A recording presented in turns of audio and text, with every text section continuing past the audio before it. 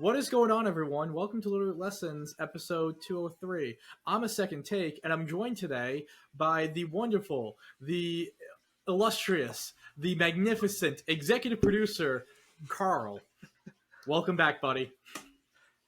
It is good to be back. I didn't get to watch any of this, so it'll be fun to talk about an event. I have no clue what's going on. I watched a good bit of it, so we're going to carry. Charlotte Regionals, one of the biggest, actually the biggest VGC event we've ever had. 845 players in Masters, according to the data, the results at LabMouse, or at least 845 players who finished the tournament. About to say 845 who submitted teams. Yes. But even then, first ever VGC event to have 15 rounds, 9 rounds of day 1 Swiss, 6 rounds of day 2 Swiss. And it was just a lot of Pokemon. It was a fun time. I really enjoy this format. And let's dive right into this format with the day 1 usage stats. So what is the first thing that pops out to you on this list? Single strike Urshifu being 21%. That's the first big one. Why not have 1 bear when you can have 2 bear? I think part of the single strike Urshifu is just mainly the response to, hey, priority's good, so people are going to play these Pokemon. It's the answer to the answer. Yeah. It's the next leveling, I think, is what we're starting to see for this format. Because you can see for Rigraph over here at 16.5% in day 1 usage. And that just kind of tells me that, hey, this Pokemon's probably going to be pretty popular because there's things like Entei and Chien-Pao running around. Well, how do I beat this Pokemon? So I have to have this Pokemon. And that's what a lot of the metagaming starts to get into play when you're starting to think about team building for an event and something like that. You start to try to next up the next thing. And sometimes it's good and sometimes it's bad, because sometimes you'll get next up and sometimes you're the one getting next up. And so it's a whole lot of fun of just trying to figure out, jump around and figure out what level your opponent's on. Yeah, I call this day 1 the Noah's Ark of top 12. So we have two long neck boys, 2 daddy genies, 2 bears, 2 fire types, 2 pixie fairy girlies, and then 2 offensive hitters, and then a mushroom and Chien-Pao. No. So what you have here is redirecting grass types. Yep. And then offensive powerhouses. Yeah, you can go there too. No, it's. I think the biggest surprise for me is the fact that Lando Eye, with how poor of a conversion rate it had at Portland, was still a Pokemon people brought in for Charlotte. It's a good Pokemon, don't get me wrong. I just thought, I didn't expect it to be a top 12 Pokemon. Going into the event, I kind of expected more so Dragonite to be there. I know earlier in the day, you and I were talking, I was a little shocked that King Gambit made top 12 day 2, but after thinking about it, King Gambit is a very popular Pokemon that should be there. Honestly, a little surprised that Indeedee didn't break into the top 12. It's a Pokemon, we'll see, for those of you who watched, that Indeedee Iron Crown archetype was very popular in stream, and it was a popular composition overall. So with Farigiraf being in the top 12, I was a little surprised that we also didn't see the Psychic Terrain Setter there as well. So, granted, this is only top 12. Indeedee could be lurking right off the end there. We don't know for sure. If you go to the day 2 usage, though, Indeedee is on this list. Yes. Indeedee is there at 17.3, along with Lando Eye. Yeah. You and I looked at this when we were doing our studying right before. We did see that Lando Eye, a lot of its top 12, the conversion rate was still god awful. It's just that it had a 10% conversion rate or something silly. Yeah, going from day 1 to day 2. There were so many so many Lando Eyes there that it's just law of large numbers. I think the big thing there is what Lando Eye teams normally are attached to, and it's all of the Pokemon in the first row. Yeah, like Fluttermane, Ogerpon, Incineroar probably, Yeah, Rapid Strike Tornadus. Urshifu, things like that. Like if they're attached to Pokemon that are notoriously going to do well anyway, even without Landorus being a contributing part of the team, Landorus is still going to convert enough to where it gets to these numbers, which there were 75 day two people. So doing quick math off the top of my head, that's 13 Landorus I out of the whatever we're in day one. Moving on. Yeah. I think just other things to know.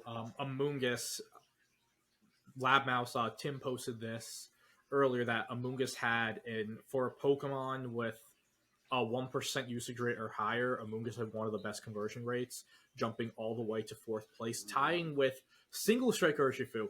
Carl, like I'm what telling you, it's the I next see Single leveling. Striker. I see Single Strike Urshifu. Like the last time I felt like the Pokemon was this Single Strike was this good was back in like 2020 in Series 7 when everyone was playing Nutcore. Yeah, And that was like the first time everyone was like, "Oh yeah, this Pokemon's kind of like freaking busted." And though like in all of the non-Dynamax formats, everyone's like, "Oh no, the Rapid Strike's better." And now we're at a point where Single Strike, it's there. like I said, it's the next leveling of the situation.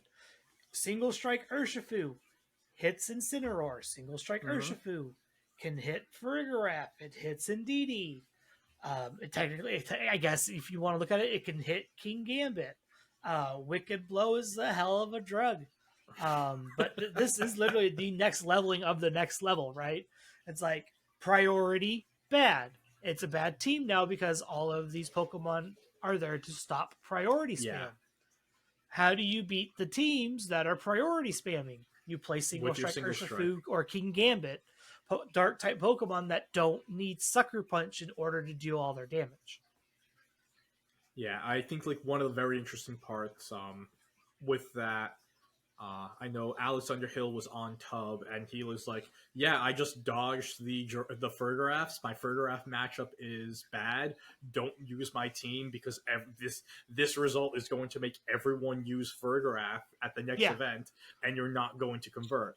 Like that Chiente combo just completely fell off a horrendous conversion rate for a team that was like the talk of the town 2 weeks ago. And that's just how the meta game goes. And I'm not saying that Shantae is a bad composition, not whatsoever. It's just not its time. This is this format is Reg C, but just like all of the Pokemon are stronger in terms of the number of teams that the are power level available. just shifted Yeah, slightly up. That's pretty much what this format is.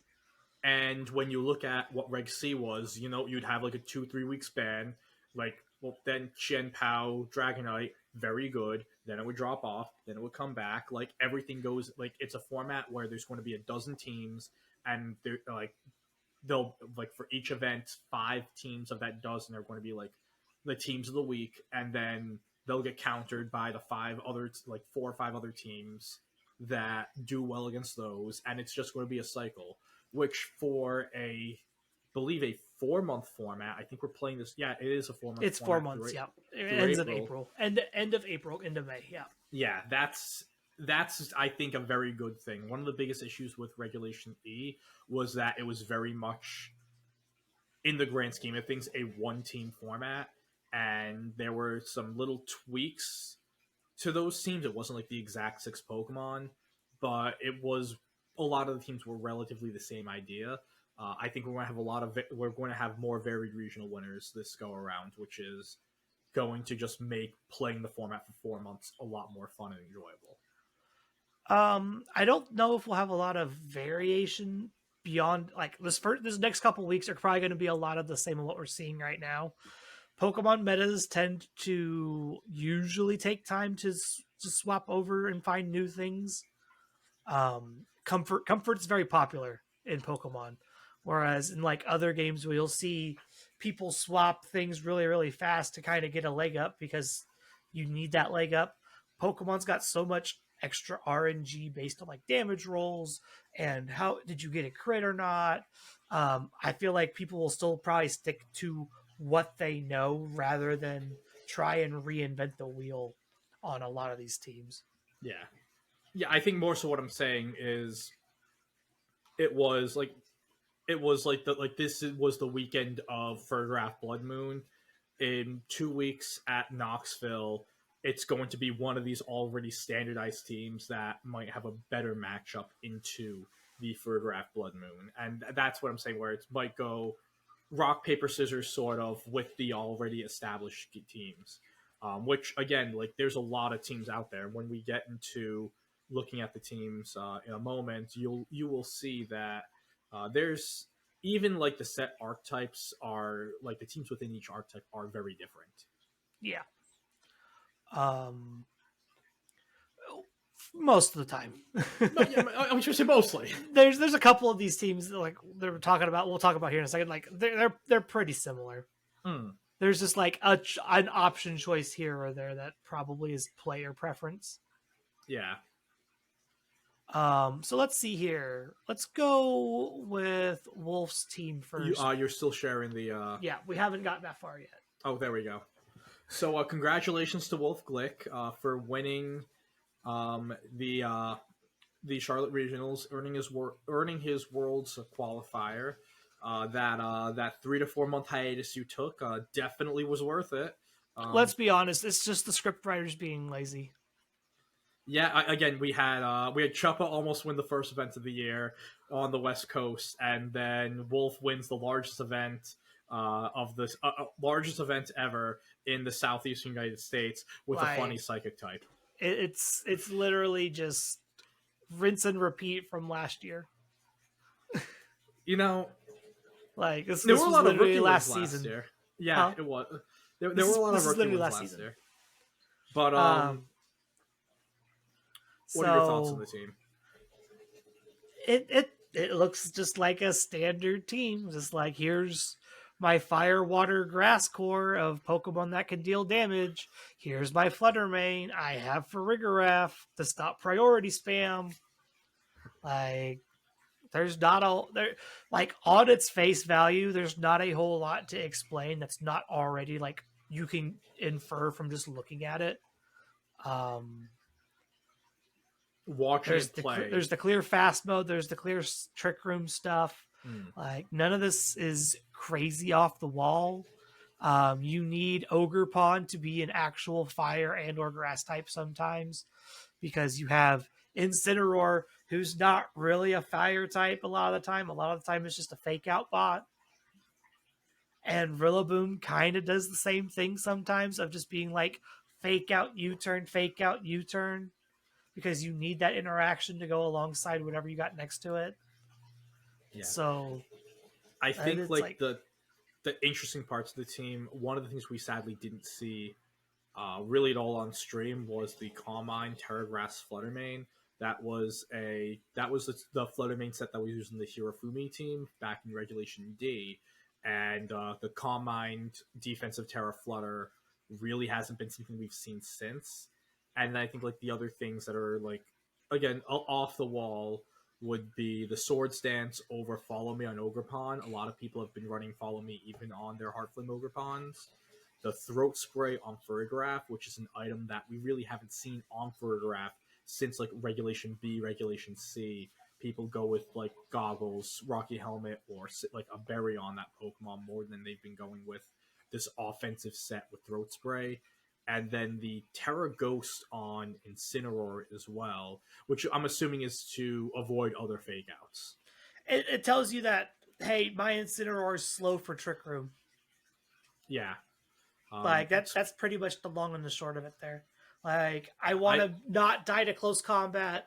I don't want to get fake outed. I want to be able to do my thing because I need my fake out to go off most of the time, because my Farigiraf needs to set up Trick Room and do its thing. So I'm Terra Ghost. I don't have to worry about that now. Yeah. Yeah, one of the things that, like, I mean, I've talked to Aaron Trailer about is, like, when him and Wolf are looking at, like, how they build teams. Again, it's like, what's your fast mode? What's your slow mode? What's your speed control? And the fast mode is very clear on this team. Like, the Urshifu Scarfed The Fluttermane is always going to be a fast Pokemon, and Heartflame's relatively fast. With the slow mode, though, with this Fergraph and the clearly slow Incineroar, is that the Fergraph itself is its damage with the Throat Spray Hyper Voice. I know some other people have tried, like, Nasty Plot Fergraph to do sort of the same exact thing, where, like, the Fergraph can put out damage in Trick Room, but the Throat Spray, it just... I know it's +1, and it's supposed to do more damage, but it always did more damage than I expected. Every single time the thing clicked an attack, I'm like, wow, that was a lot more than I ever thought. And maybe that's like my experience. I play a lot of Fergraph Blood Moon Ursaluna. My Fergraph's just straight up bulk, so it doesn't do any damage.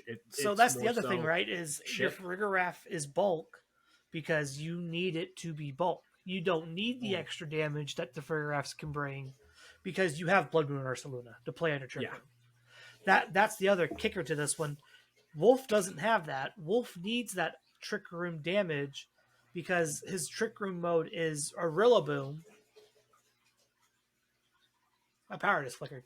Where was I? No, we're not doing this again. We're not doing Trick Room mode was Rillaboom, which it just works as priority mon. Incineroar, who's not really a big damage dealer to begin with, and then you usually probably have either Ogerpon, Hearthflame, Urshifu, or Fluttermane in the back to be like a cleanup after Trick Room's over, right? And so Wolfie needs that.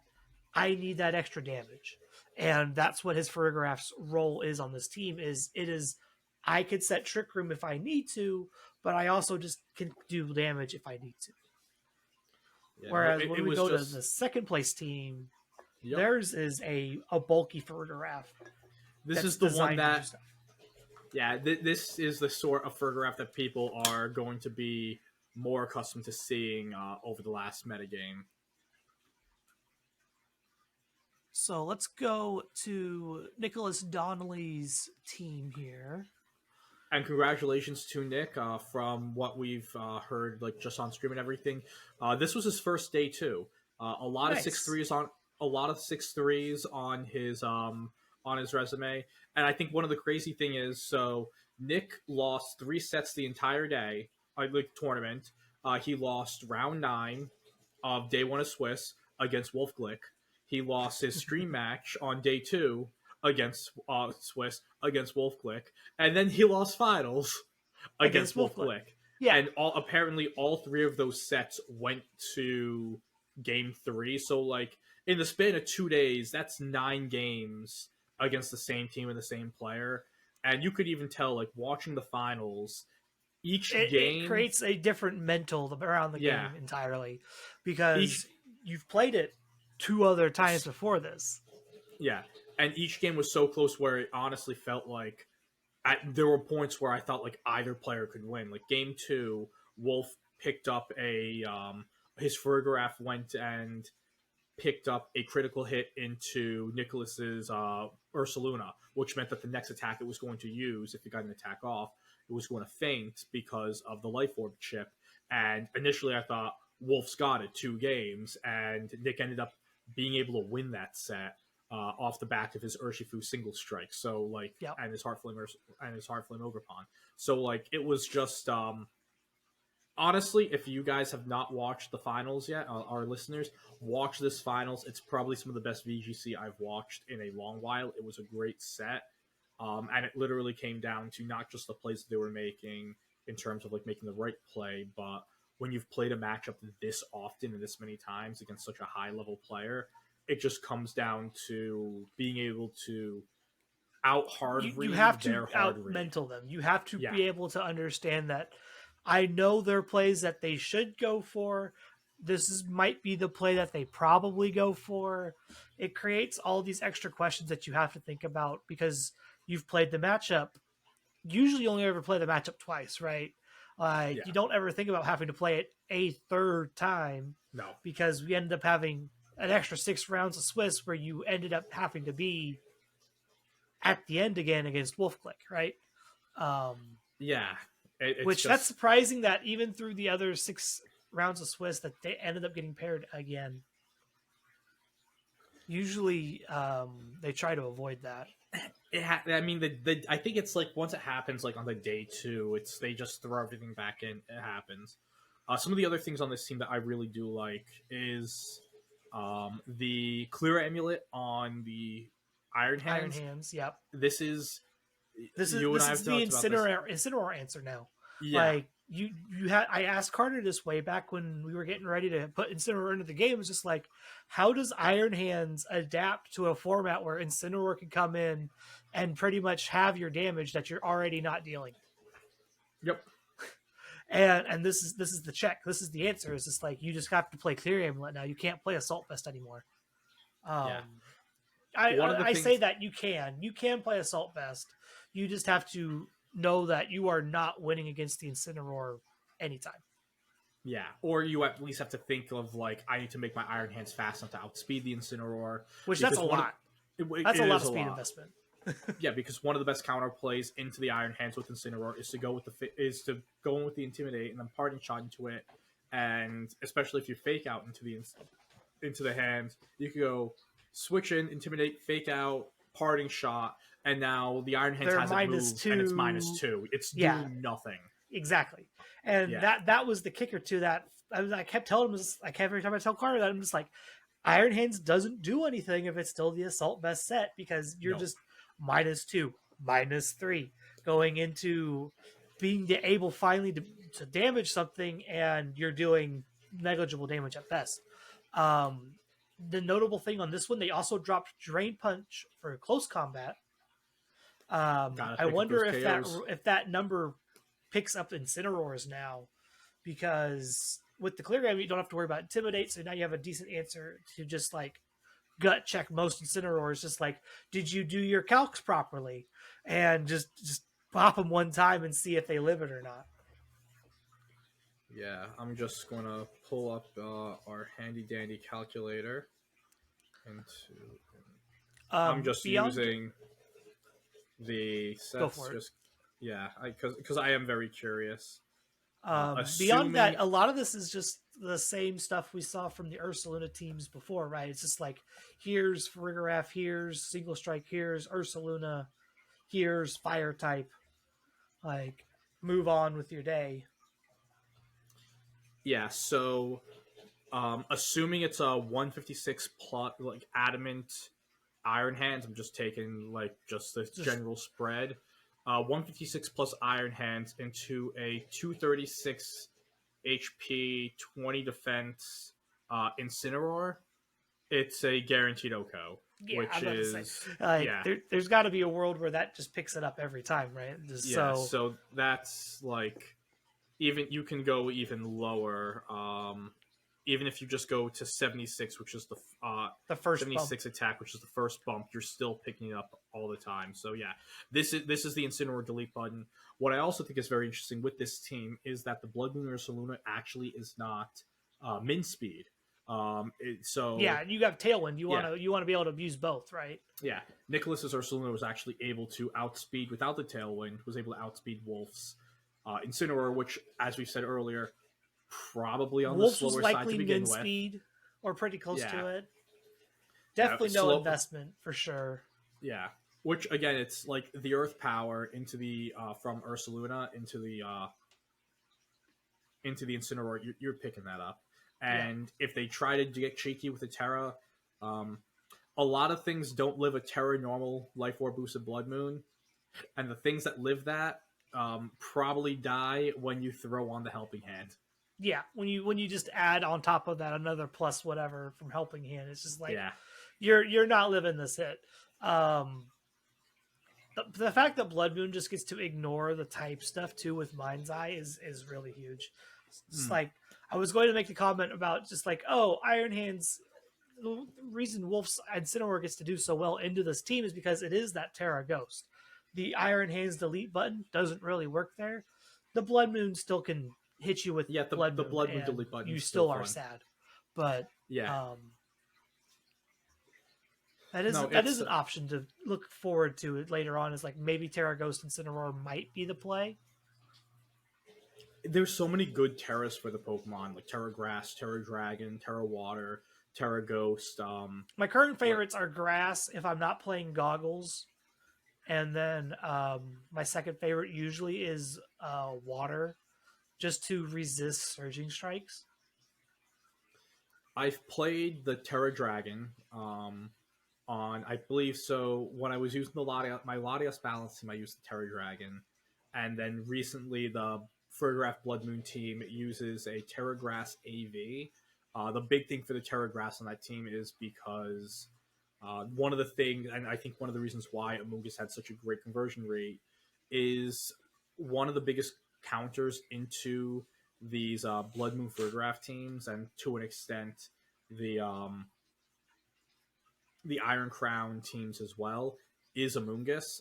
Being able to sit in the trick room and spore, redirect, just be an absolute menace. It's it's really difficult into it, and so I do think like if we are like one of the things I will expect for our next event is that the Amoonguss number is going to be there's going to be a lot of Amoonguss out there, specifically to give these teams a lot of issues. Yep, that's why you see things like Terragrass on these Iron Hands and Yep. safety goggles on Wolves and Cineroar and things like that. Like they knew to prepare for Amoonguss. Like Amoonguss is a problem. Um, Yeah.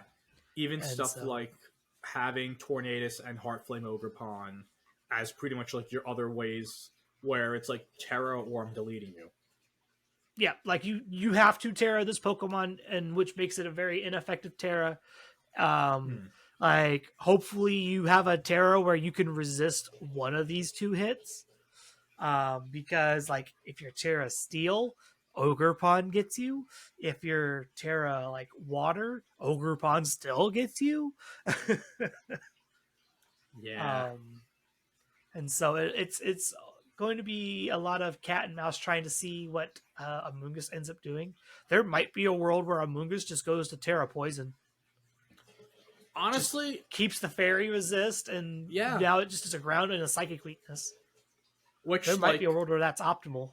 there's not a lot of I mean Furgraph could run the psychic coverage, but some of them like they might go for protect, they might go for I mean psychic noise is another item that they use. Nicholas's he actually has the imprisoned D Gleam version, Which, if they're running which Psychic, they're getting you anyway. yeah. Like, like that at that point, you just got to chalk that up to a matchup loss, and hopefully you can deal with Farigiraf a different way. Um, but, but yeah, Yeah. definitely something to keep an eye on in later formats is how well Amoonguss does into these Trick Room teams. Yeah. Let's We go wind on to Luca's team. Luca again using his patent King Gambit. This is a team that I kind of had a bit of experience with. So for some reason, pretty much everyone in New England, specifically like of the Massachusetts players, were like, "Hey, we're all just going to play Gouging Fire," and it's what was it? So Grant Laird, Zap VGC, Wims VGC, and my very dear friend Jacob, fellow crier. All three of them brought the exact same six. It's pretty much the Luca team. However, I I don't think they have a Rillaboom, and I know that they have they brought Metagross as their steel type instead of the King Gambit. But it was pretty much like 4 of the 6 were the same thing. It was the same idea. Gouging Fire is insanely bulky with the booster energy, and you go booster speed. You're able to get off super fast house, super fast breaking swipes, and every single Pokemon on this team besides Fluttermane loves getting Howl next to it Yeah, to boost everything. And one of the other, like Lucas said this in one of his like winners interviews, where he had games where just clicking like breaking swipe on Gouging Fire next to King Gambit, which already had a great physical defense, he just was able to make a board state where his opponent was never able yeah. to do You just damage. can't break through it, right? Like, Yeah, and the Gambit would just pick off the Pokemon one by one. This is a super cool archetype. It's not one like it wasn't one that was like on everyone's formats. I knew a lot about it just because of what I'm seeing locally. yeah, Luca's not from my region, But if he was, he'd fit right in. I'm about to say, yeah, they'd fit right in here. Yeah, because I think even like Aaron Trailer brought Gouging Fire. Looking through the rest of the 6 here, Rillaboom's pretty standard. The Fluttermane's pretty standard. I get to talk about Terra Stellar Chen Pao now, finally, after hyping it up with y'all for feels like weeks now. This thing deals so much damage. Oh my god. It is... You thought, like, Terra Fairy Fluttermane was scary? Terra Stellar Chen Pao just picks up KOs it shouldn't be picking up. Like, ever. I think one of the cool things as well is that it's the Icicle Crash as well. So a lot of people would be like, oh, I'm running Icicle Crash over Ice Spinner so I can do more damage. And Luca's like, not enough. I'm howling. Not enough. Need more. I'm going Stellar. There's probably a role where Icicle Crash probably picks up a very specific KO, and that's why they do it with this one. In my opinion, I do like the Ice Spinner with Stellar Terra. There's so much terrain you want to be able to beat with Chen Pao, specifically just like Indeedee, Rillaboom. You want to be able to do that. You want to be able to take that out a lot of the time. But that's just like personal preference at this point. But just the fact that you Stellar Terra, you get to hit Sacred Sword one time, Icicle Crash or Ice Spinner one time, Sucker Punch one time. Like, you're doing a lot of damage even without the Terra. And so if you're unsure of the KO roll of like, I don't know if I can pick this up, you have the backup of I click the Stellar Terra button and then I get to KO you. Like, this will pick up that KO most of the time. I think, like, just looking at on my end, maybe it's a situation where he wants to have that ice type coverage and not get rid of his own Rillaboom. That's the other weird thing, but at that point you just pivot the Rillaboom out and you just reset terrain. Like, that's probably it. I think, like, again, that was like the other thing that I thought of, like, why he wouldn't have used it.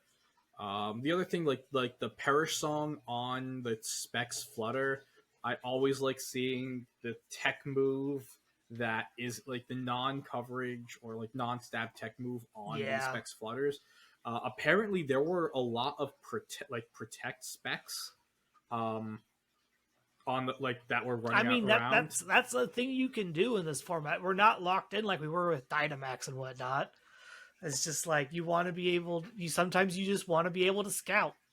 Sometimes you can force a Terra because you have a Fluttermane with choice specs sitting across from your opponent, and they think you're just gonna click into the damage move. It makes them think twice because if you just lead Flutter and then you have that specs protect option, I guess if you want to call it that, it puts that in the back of your opponent's mind. Well, they could just click protect here and then I'm screwed because I showed my hand. I wasted a turn focusing into that Fluttermane. So now it's like, do I focus it down still? Do they swap it out? Do they click protect? Do they just Terra Fairy and click the Moonblast button and KO me? It puts that extra layer of mental pressure on your opponent when you're doing stuff like that. In this situation, the Perish song is really cool because this team picks up KOs very quickly. Like, you pick up KOs very quickly with this team. You can easily get into that, like, 3v2, click Perish, you have 3 more turns, good luck, buddy. Like, you have to KO 3 Mons in 3 turns, like, good luck. I have all of these protects on my team, good luck.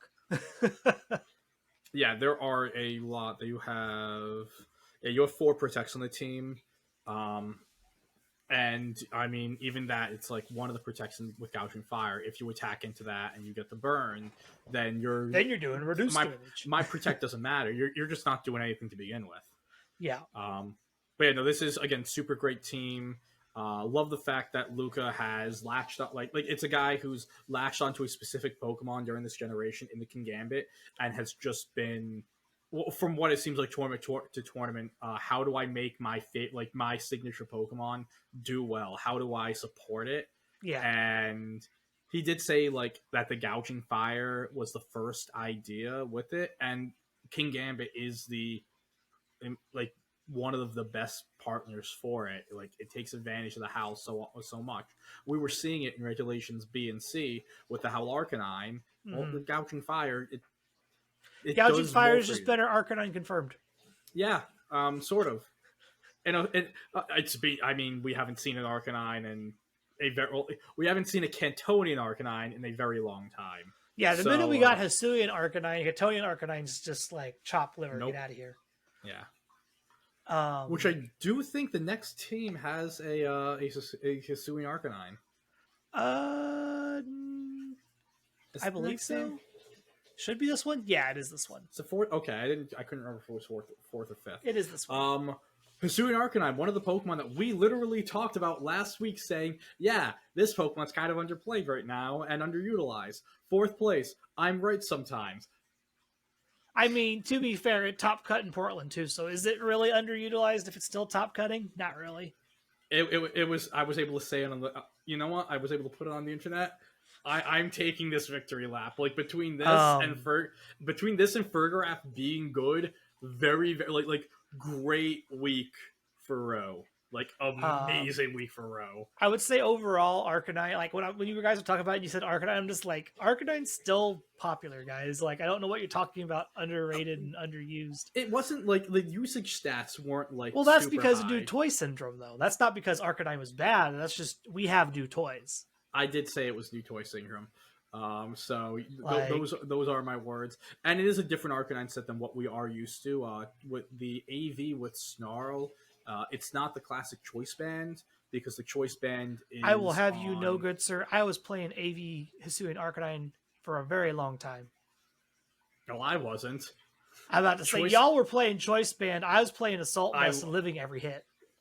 Yeah, I was playing choice band head smash and seeing And how watching your quickly- Arcanines get demolished because you were locked into head smash.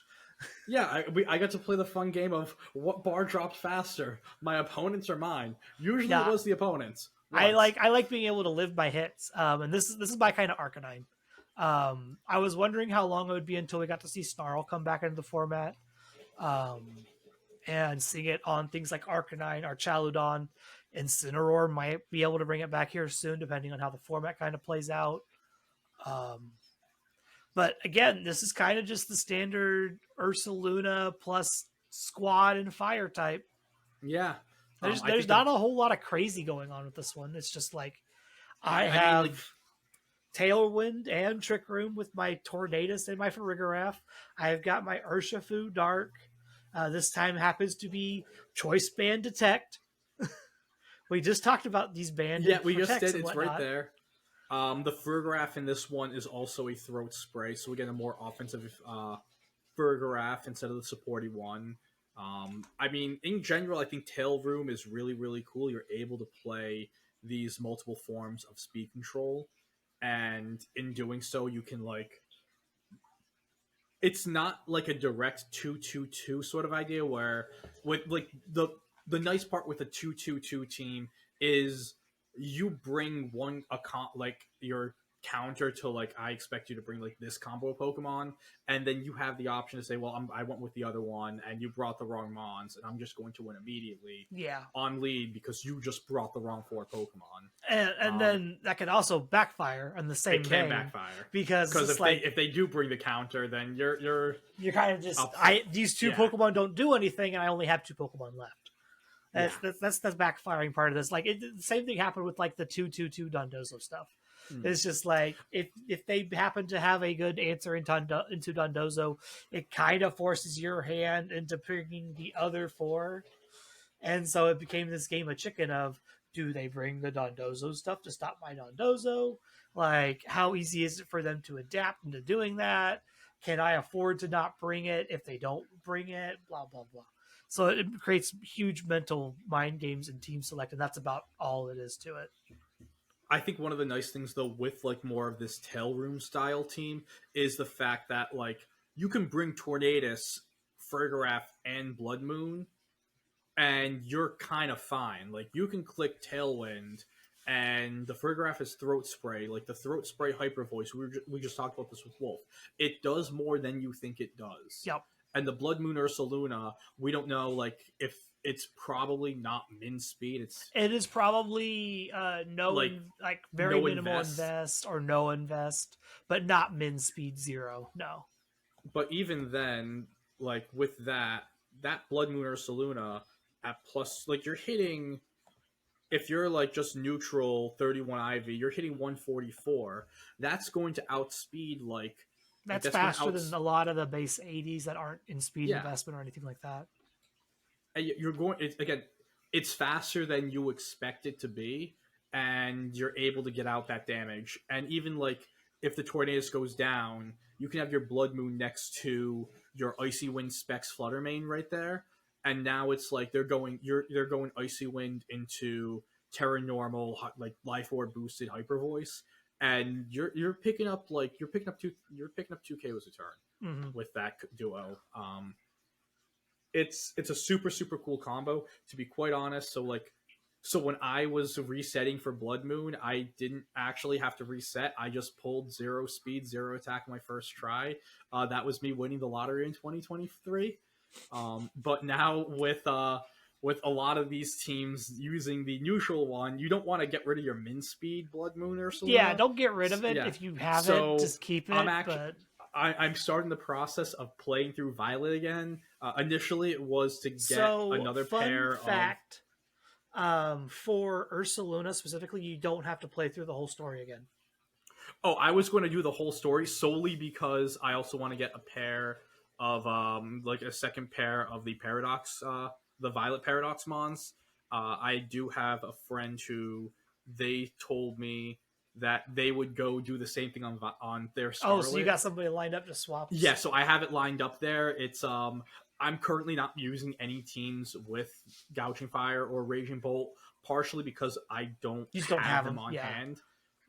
Which, like, honestly, I'm low key praying that we just get an event. That'd be nice at some point. Yeah, it would be very nice. It's probably not going to happen, but I would love it.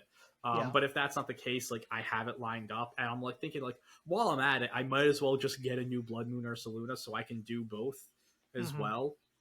Because like this is like I really like this team, like Arvin's team and Nick's team were like are both super cool to me. Let's see here. 5th place is probably one of the more interesting teams, I would say, in the top cut. Yeah, this has been something that's been popping up. It's a team that started popping up in the grassroots tours post Portland. Tailwind plus Darkfu plus Meteor Beam, Glamora. Glamora is just better than like Meteor Beam Glamora is such a huge upgrade for it. Meteor Beam in the game in general is a huge upgrade for Pokemon that have access to it. It's so good. It's not that it's just like so good. It's just like now that you actually have a strong special attacking rock move. Yeah. But no, it's like this Glamora, like Meteor, you are deleting Incineroar. You are wiping it from existence. Heartflame Ogerpon, Entei, don't know them. They're dead. I clicked Meteor Beam. Well, to be fair, for Glamora, you don't have a hard time doing that anyway. But this was more fun. It is more fun. I do a lot of things with like Armor Rouge. Armor Rouge plus Power of Meteor Beam is insane because that's Pokemon needed that +1. Yeah. Really bad. But in general, like this Tailwind, Urshifu, Glamora team we mentioned earlier, this is Gen 9 not. You aren't using Max Air Scream from a Tornadus. You're just clicking Tailwind. Yeah. And then you're having your Poison Rock type holding a Meteor, holding a Power Herb with Meteor Beam, and your Single Strike Urshifu just blowing stuff up, and your other 3 Mons are just a Fire, Water, Grass, and they all do damage. Like, it's not like Feeny, Rotomchi, and Kartana. It's Ogerpon, Wellspring, and Chi-Yu, and since you have a free slot, you also get to throw Fluttermane. You just get to throw on the most popular Pokemon in the game, Fluttermane. Yeah, which is also Chi-Yu's best friend. Like, you can do, like, you have the Tornadus lead with, like, Tornadus can literally lead with any of these Pokemon. You have the Flutter Chi-Yu lead. Ogerpon Fluttermane is an amazing lead in itself. Like honestly, like Ogerpon next to any of these also works as well. You have the redirection to let the Glamora get a super safe Meteor Beam up, and then it starts going off with these +1 Earth powers and Sludge Sludge Bombs. bombs and You can just sit it like have like Urshifu Ogerpon, just click follow me, and I'm just going to start clicking Wicked Blow, and things are going to die, yep. and there's nothing you can do about it. Glamora always felt like it was in this weird spot item wise too before Power Herb Meteor Beam. It's like, do you play Focus Sash? Do you play Assault Vest? Do you play what item do you want to play on this Pokemon? Because there's nothing that's like screams best item for Glamora. Yeah. It's kind of just like, okay, so Glamora has a big 4 times weakness to something. I should probably play Sash because we're not going to live very long. Or, hey, this thing dies to a lot of special attackers. Probably should play Assault Vest just to get a little bit of extra bulk. Now we actually have a useful item. Like it has, I expect to see Glamora on more teams now because it's not just taking up an item slot that you always need. Now it's just like I could just throw Power or Meteor Beam on this thing anywhere, and I have an answer to a lot of problematic Pokemon. Yeah, I know. Again, I keep on referencing Tim Lab Mouse because he gave us a lot of really good data. Let me pull up this tweet because he did mention Glamora because Glamora was one of the Pokemon that. So Glamora was a Pokemon that I almost put on my list last week for like under. See, that's when you should have put on instead of the Suing Arcanine. So I said that, and they were like, "No, go with the Arcanine," or at least that's how I remember it. I don't remember it. But Glamora. Honestly, like Glamora is a Pokemon that I thought was good. It had an amazing conversion rate in Portland, and again, it had a really good conversion rate or just win rate. Just notes from Lab Mouse: Glamora's win rate is at 57.78%, and it's not a Pokemon that really like wasn't used. Like there were a good bit of Glamoras that were being used in the format. This team of 6 that Steven used is like one of the most popular. I think it was like the second or third most popular like team of 6 that was brought to this tournament. I think this is like the standard tail room of the not tailwind, standard like tailwind team of like right now, and the Mon having like winning well over half of its matches is absolutely crazy. Yeah. Okay, that brings us to what, 6th place? 6th place, yeah. This is our first Entei and our very first Smeargle and Top Cut.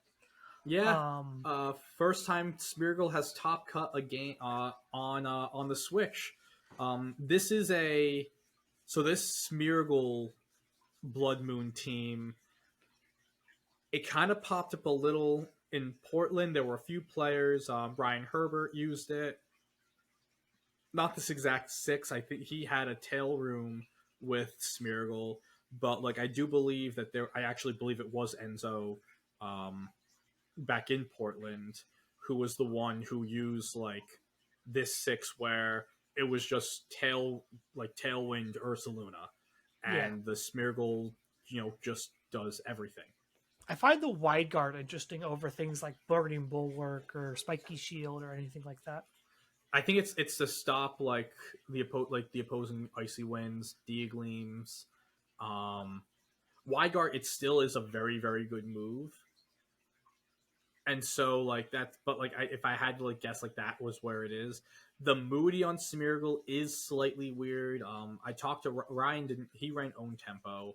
And when I talked to him about it, he went and said it was solely because he wanted to be able to guarantee his speed tiers turn over turn. He wanted it just. That's the big thing for, like, Smeargle is just, like, knowing what your speed is, knowing where you're going to be all the time. Yeah. Moody did get severely nerfed because it can't boost your evasion anymore. I don't know if I'd call that a buff or a nerf or what. I call it a nerf.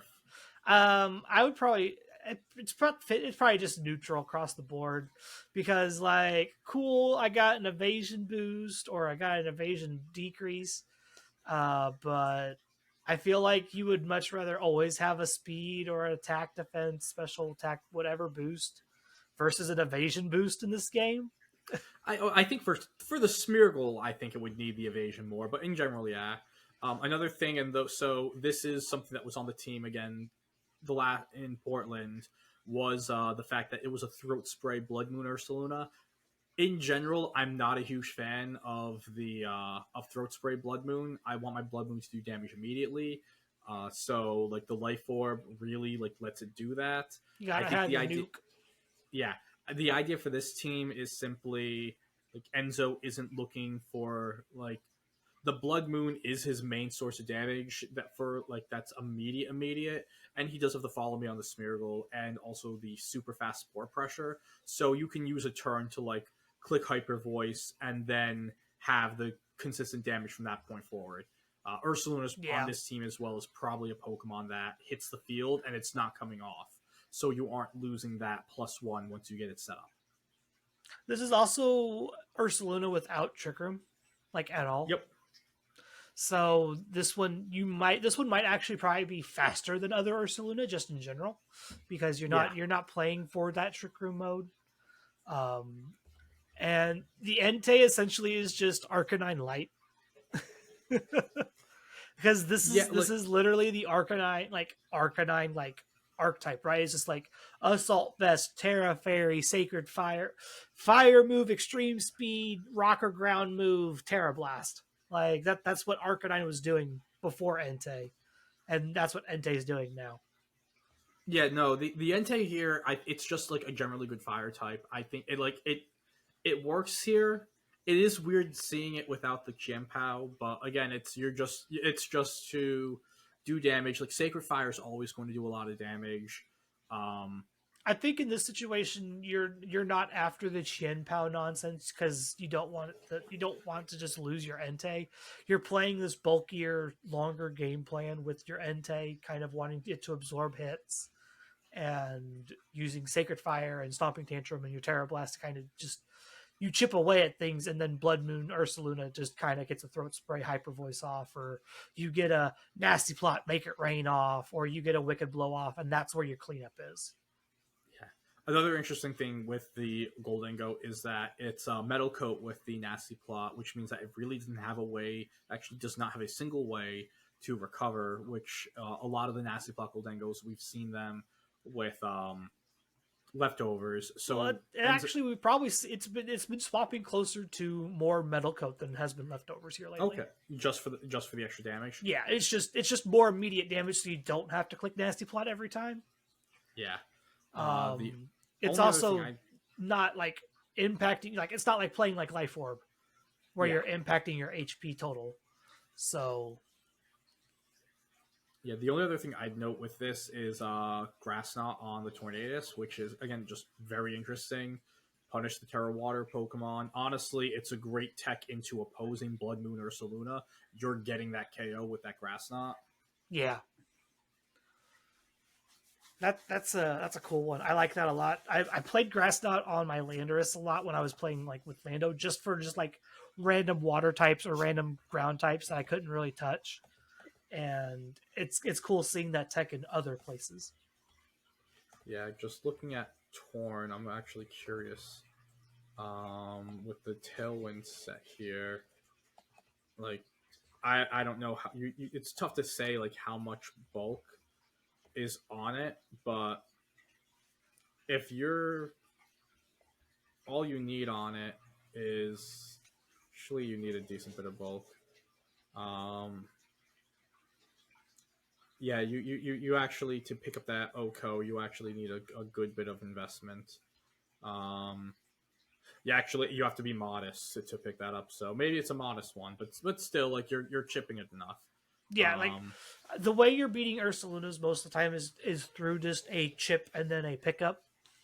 So just like yeah, a little bit of a 30% here, and then you pick it up, or 20%, and then you get a super effective attack off into it.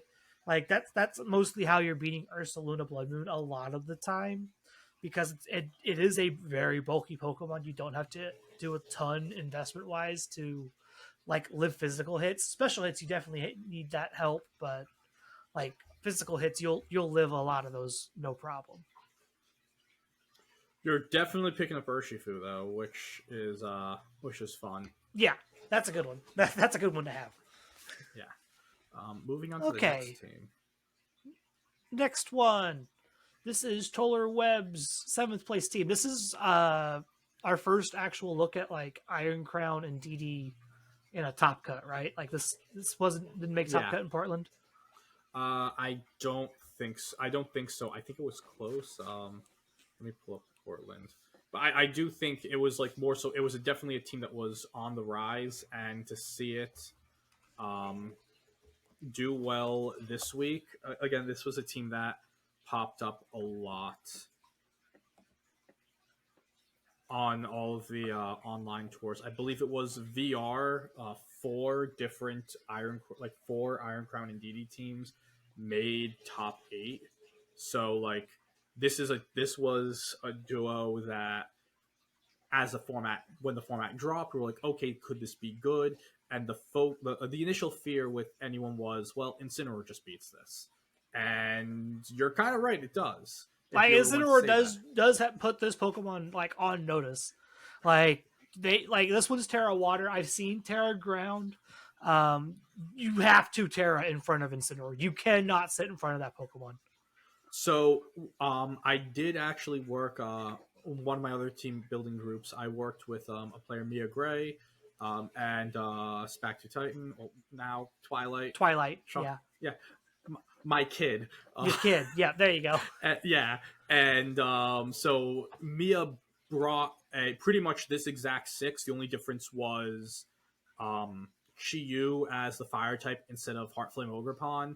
And the big thing that we went with, which I wasn't a fan of, but it worked out for her and it made sense, was we were still Terra Water defensively, but we went with Focus Blast over Terra Blast, and that was solely because you can pick up the KO onto the Incineroar.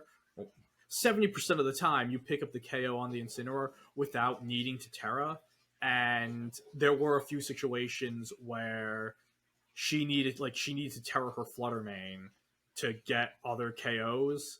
And the ability for her to click Focus Blast and get rid of the Incineroar opened up the game for the Flutter Mane the Flutter Mane Chi-Yu to just burn through everything else with Terra Fairy Moonblast. That's a very dangerous game though with Focus. She made day 2. That means you're just running good. I will tell you for free. There'll be games where you run the opposite and you don't do well at all. That is one of the things you can do with it though.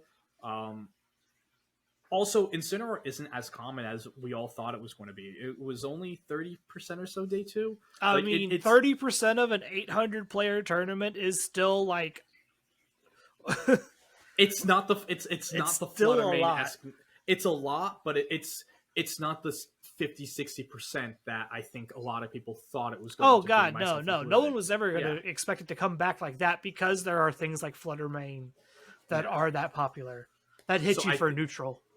So I think that the field itself allowed it to where, I'm not saying you can dodge Incineroars, because I'm saying you're dodging a 30% Pokemon, but like you can dodge the Incineroars, and like the answers to it are on the team. You have the Scarf Urshifu, you have the Specs Flutter Mane, you can kind of, even like the Tornadus, like going with Rain Dance to lower out the damage output from Flare Blitz kind of helps.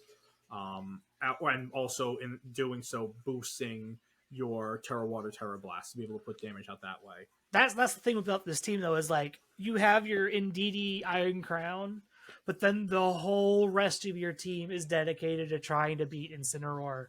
And so in the case of like Wolfie's Incineroar, that Terra Ghost would have been probably a hard thing to deal with, because you don't really get to hit that thing super effectively with anything on the squad outside of Flutter Mane. I think the other thing with that as well with Wolf's team, so the Incineroar itself you can play around. One of the very difficult matchups that these Iron Crown teams has is if you have Incineroar plus Rillaboom. That duo, because not only is the Incineroar like just completely ruining your time in terms of being able to just click like the funny expanding force button, but the Rillaboom is also overriding your terrain, switching in and out there, and so it turns the game into a game of positioning. And the team with the two Pokemon that can click Fake Out that and want to have pivot in and yeah, out and and who want to to do pivot, this thing, they're going to be advantaged. Yeah, they're going to turn the game to a war of attrition, and they will win that war of attrition.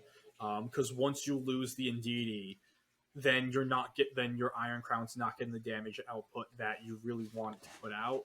yeah. And This is the scary type of Indeedee, right? Like, you usually Indeedee can live like the knockoff from Incineroar if it's not holding an item.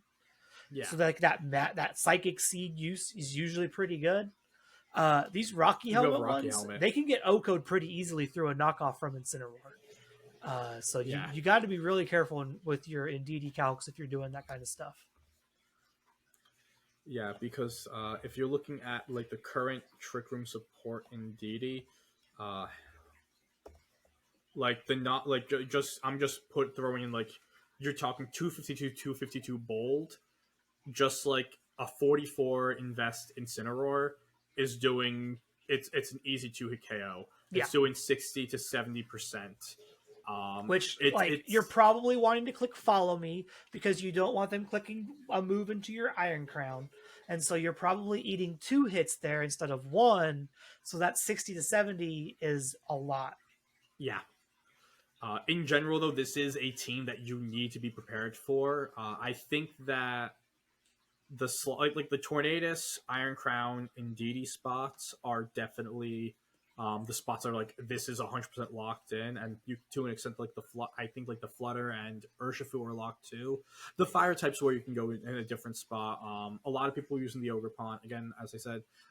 My friend used Chi-Yu, and to be quite honest, when I was initially looking at like potential teams for Regulation F, this 6, but like with the Chi-Yu was one I thought of.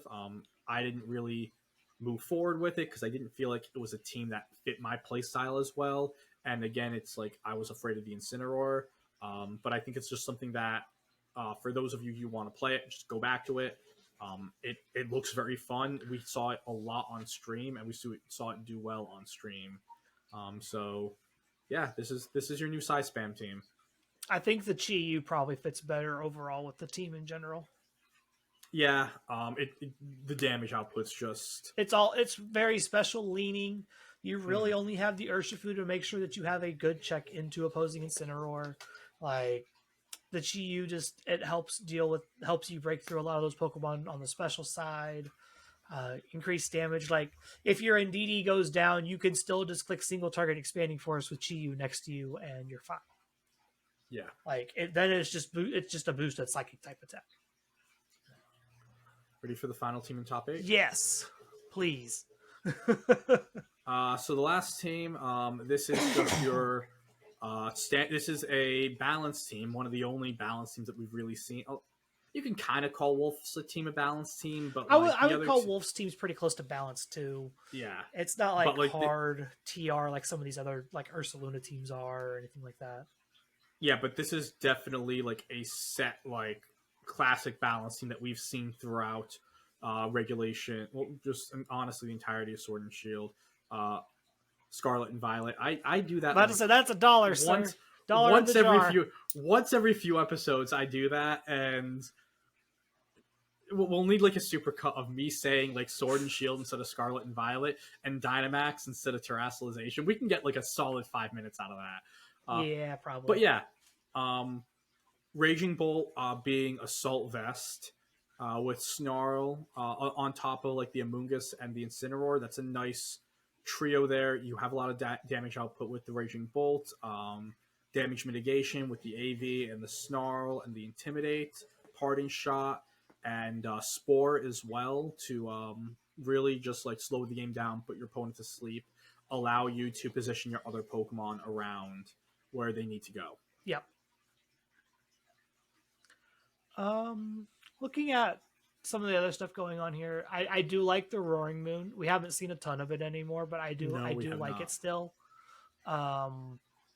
It's funny. Carter sent me just a 2-mon paste earlier. It was just like Roaring Moon plus Smeargle doing weird things. I'm just like, I don't know what I can do with this, but we could look at something else and maybe not Roaring Moon in this particular situation.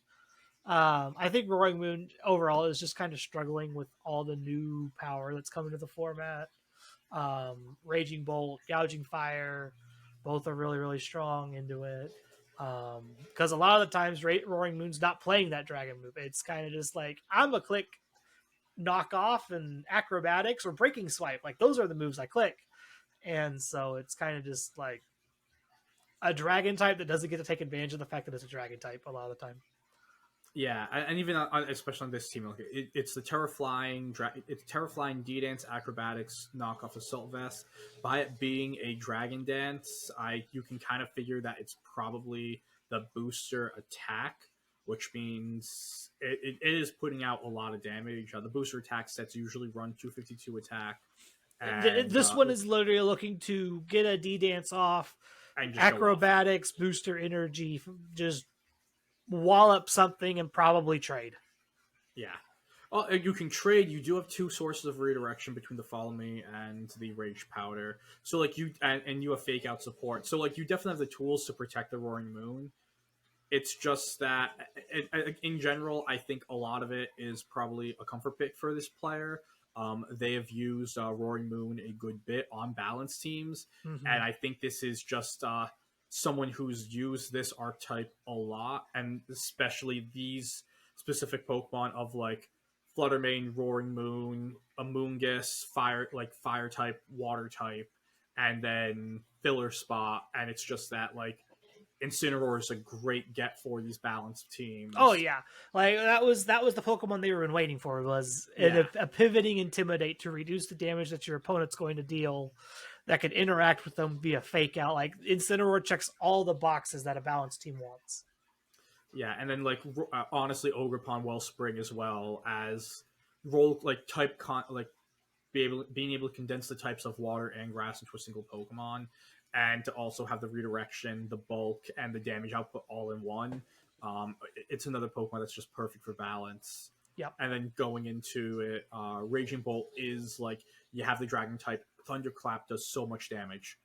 It's another one of those moves that you just don't realize how much it's doing until like it's clicked into you, and you're like, "Wow, my Fluttermane lost 60% of its health. Oh shit! How did that happen?" It's like, wait, it's going to die next turn. Like I can't click an attacking move. What's going on here? Yeah. Those are the top teams. Again, it's like a lot of the overall teams were focused around Fergarath and Blood Moon or Saluna in some way, shape, or form, whether it's one, the other, or both. I am winning like so hard with those two doing well. And then we do have the different types of Tailwind teams. Towards the end, we had towards like our first place team and our 8th place team, two different looks at like balance and what it could be in this metagame. And I think there's just a lot to still explore, and it's just been a really fun format to play in. Like, I'm sad that everything's a hard 8 top cut in VGC now, because if it was a top 16 cut, there was a P2 that was 16th place. You want to throw up? Oh, we can throw the team up. We ain't got time for that. We got to get going. It's getting late. Yeah. Go check out Lab House's post on the entire tournament. There's so much data here to unpack and look at. It's a lot. It's going to be so great to just go through all this, getting ready for locals that are picking back up now that the holidays are over and all that jazz. Yeah, shout out Tim for making one of the best tools. Shout out Littleroot Lessons for being the birthplace of Lab Mouse, Passers, and VGC pastes. Y'all VGC's lives would suck if it wasn't for us. Yeah, we're the Mesopotamia of VGC here. Of niche VGC tech tools. Yeah. You want to try doing the outro, or you want to make me do it with like zero prep? You can do it. I never do the outro. It's easy.